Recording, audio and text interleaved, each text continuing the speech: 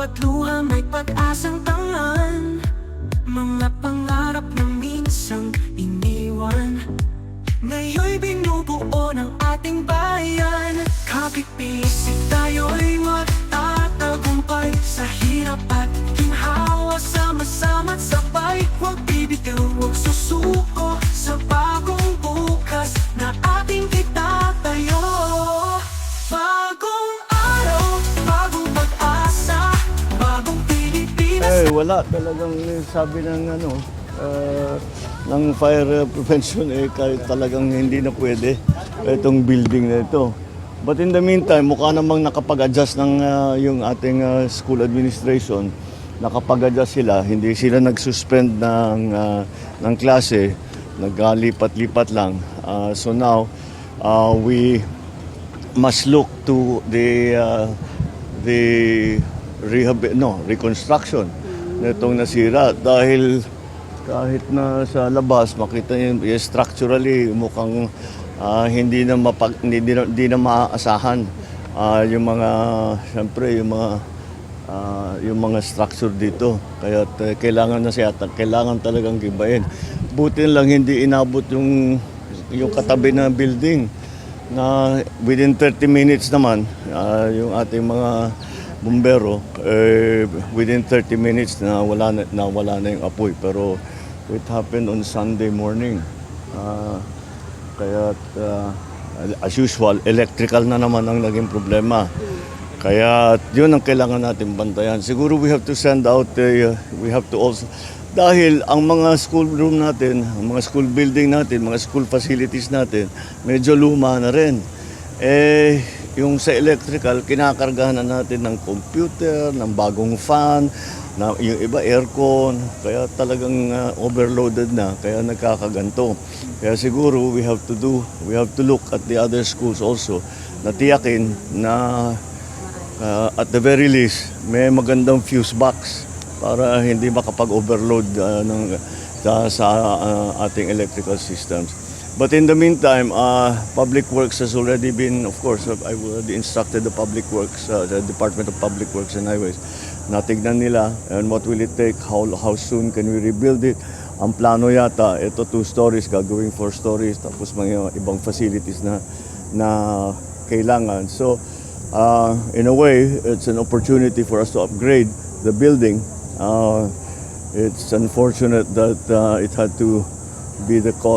had to have happened because of a fire. Pero hopefully, pagbigyan na tayo dahil umuulan na, hindi naman maging masyadong madalas ang ganyang klaseng sunog. But yes, we'll just keep going. We'll just continue to make sure that the children are able to attend class, that the teachers have what they want. Yung mga nasirang gamit, we will replace it.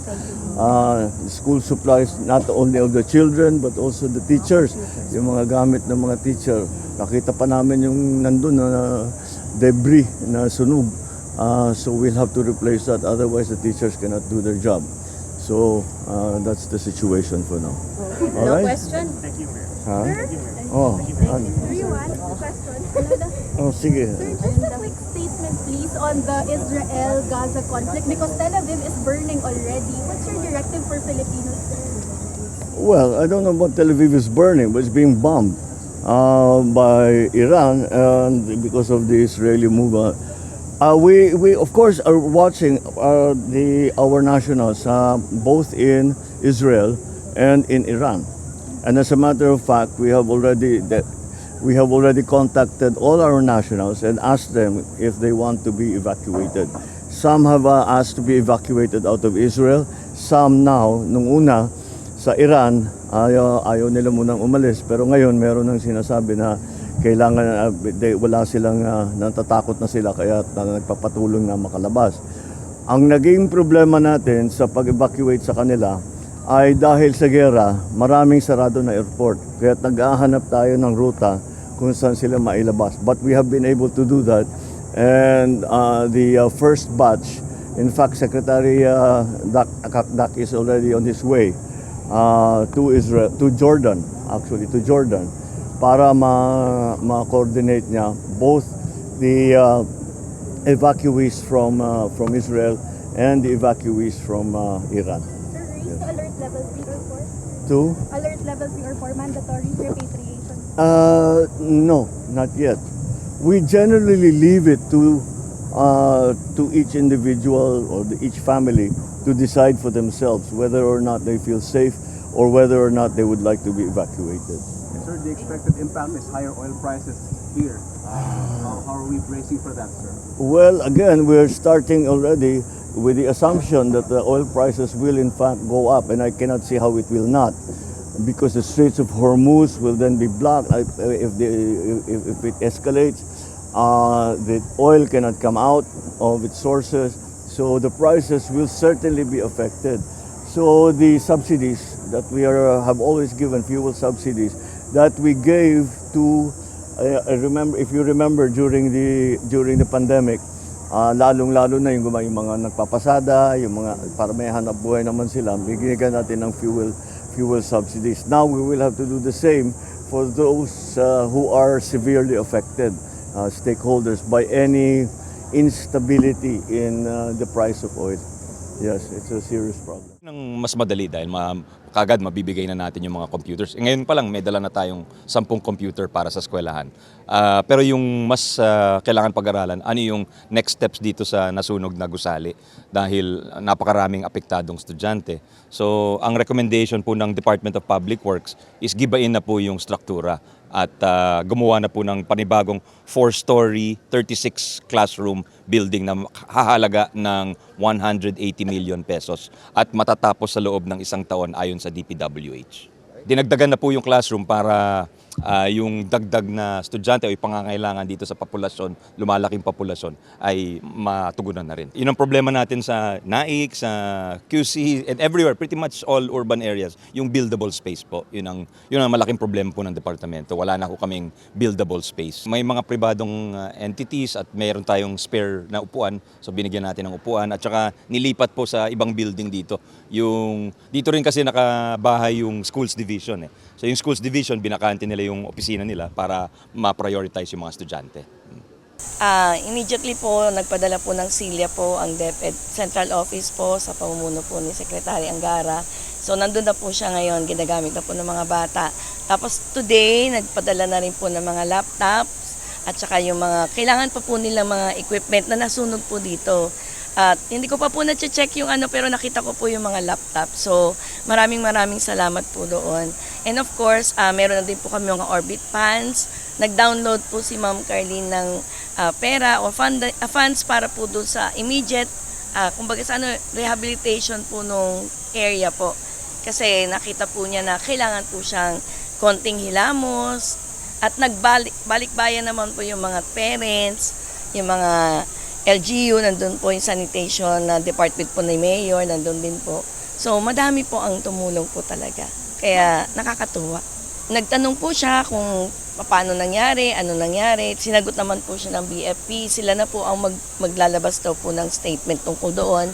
And then sabi niya, ano pa to, kailangan pa po bang i-rehab or papalitan na?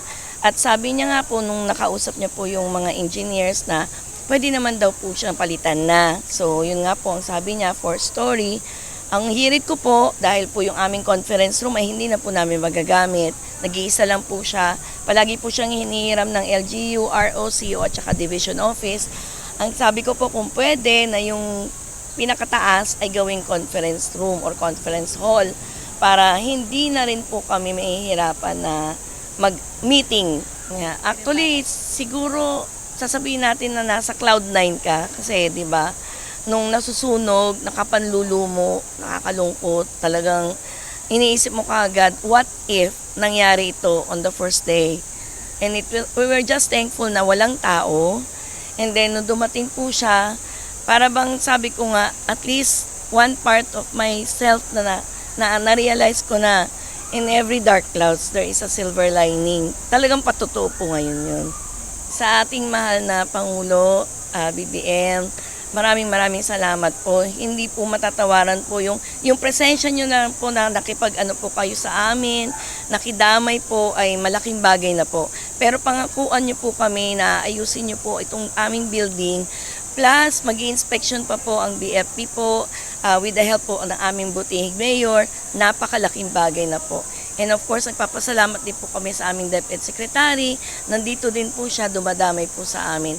Sa lahat po ng mga taong po tumutulong at patuloy na tutulong po sa Kiko. Maraming Bagong salamat. araw, bagong pag-asa, bagong Pilipinas na magkaisa. Dangan ng tapang, pusong may dangat. Tayo'y muling babangon, di magpapaalipin kailanman.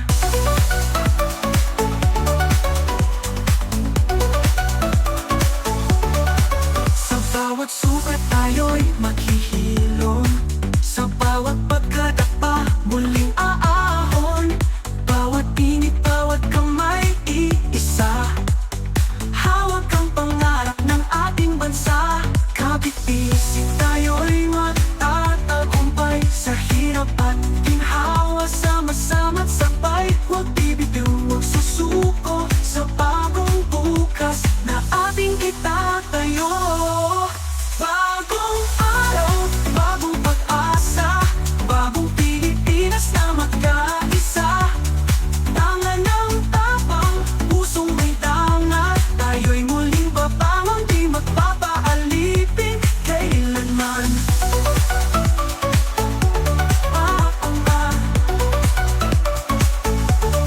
Sa bawat kalsada, sa bawat tahanan, tinig ng pagbabago, sama-samang aawitan. Pag-ibig at pag-asa, sa puso'y iukit. Bagong Pilipinas, ito'y ating itatayo't ipagpupunyagi. Bagong araw, bagong pag-asa, bagong Pilipinas na magkaisa. Tangan ng tapang, pusong may tangan. Tayo'y muling babangon, di magpapaalipin kailanman. Tayo'y muling babangon, tayo'y bagong bayan, tayo'y bagong Pilipinas. Tayo'y iisa, tayo'y iisa.